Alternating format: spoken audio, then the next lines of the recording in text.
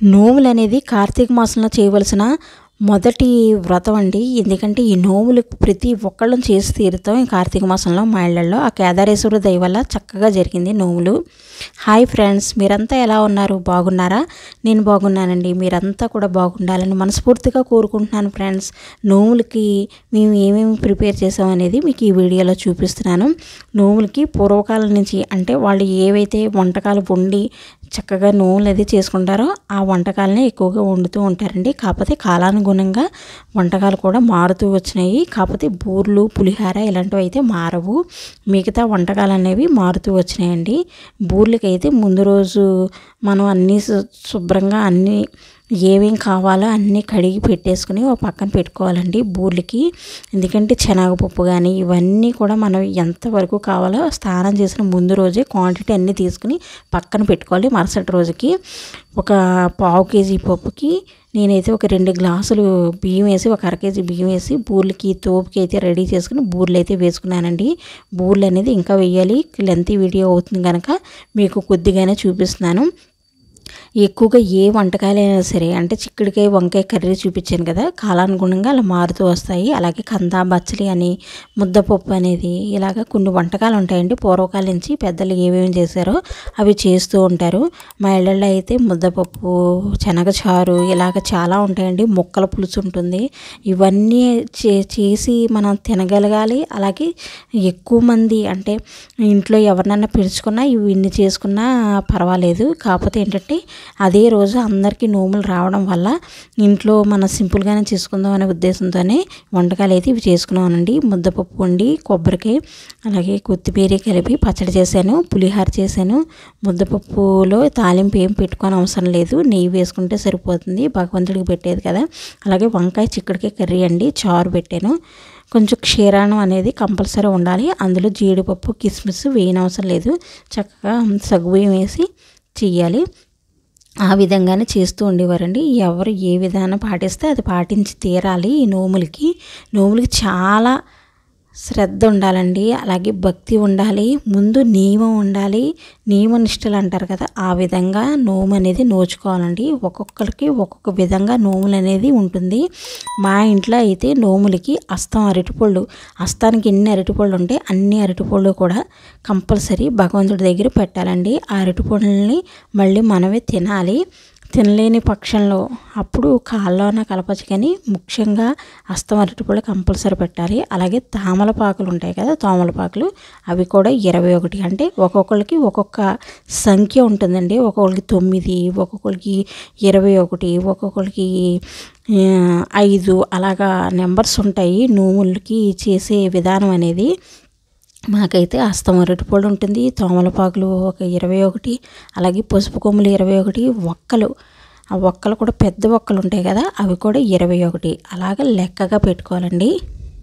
అలాగే ఉత్తరేణి పుల్లలు అని ఉంటాయి, ఉత్తరేణి కాడలు ఉంటాయి కదండి, ఉత్తరేణి అవి కూడా కంపల్సరీ 21 పెట్టి చేయాలి. పూజ దగ్గర కంపల్సరీ అవి కూడా ఉండాలి. అన్నీ లెక్కగా ఉండాలి.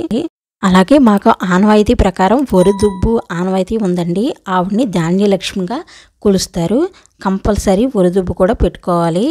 వరిదుబ్బు ఒక్కొక్కరికి ఆనవాయి ఉంటుంది, ఒక్కొక్కరికి ఉండదండి.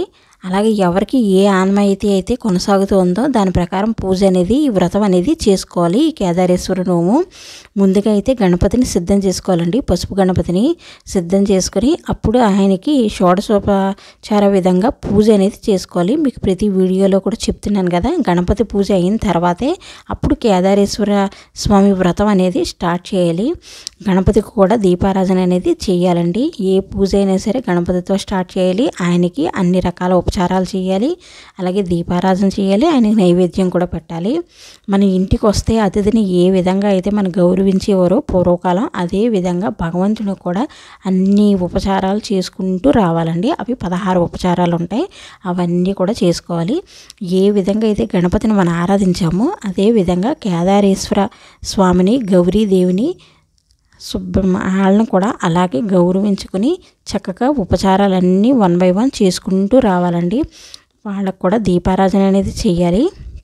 ఆవాహయామి, ఆజ్యం సమర్పయామి, అలాగే వస్త్రం సమర్పయామి, నైవేద్యం సమర్పయామి. అలాగే ప్రతి ఒక్కటి 16 ఉపచారాలు ఉంటాయి. ప్రతి ఒక్కటి కూడా చేసుకుంటూ రావాలండి. వినాయకుడికి ఎలా చేస్తామో అలాగే స్వామికి కూడా చేయాలి.